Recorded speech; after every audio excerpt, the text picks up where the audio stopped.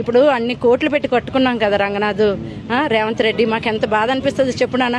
నువ్వు నీ ఇంట్లో ఇంత గార్డెన్ ఇంత రవ్వ ఇదైతేనే నీ తోటమాలని తిడతావు, అయ్యో అక్కడ మొక్కలేదు ఇక్కడ మొక్కలేదని. నేను 4 అంతస్తుల్లో కట్టుకున్నానే, నువ్వు అలా కూలదోసావు, నాకు ఎంత బాధ అనిపిస్తుంది చెప్పు రంగనాథ్.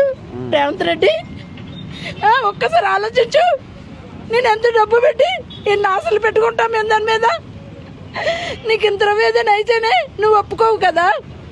అన్న అంతస్తులు నేను కట్టుకున్నాక నువ్వు కొట్టి కోలుగొట్టేసావు కదా, కోలుగొట్టు, టైం ఇవ్వు, కోలుగొట్టేస్తున్నాను, నువ్వు రాంగ్ స్థలంలో కట్టావు, నేను కోలుగొడుతున్నాను అని చెప్పు.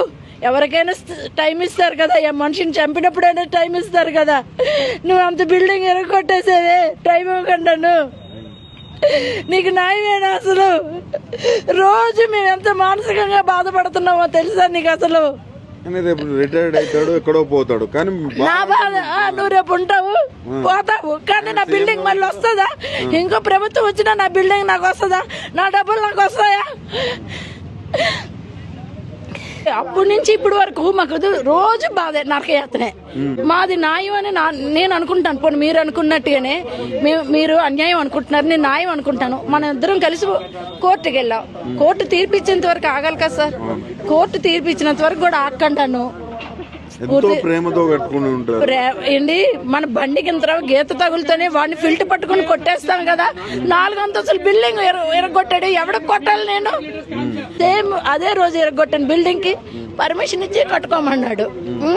ఆ రోజు నుంచి ఈ రోజు వరకు మేము మానసికంగా చాలా బాధపడుతూనే ఉన్నామండి.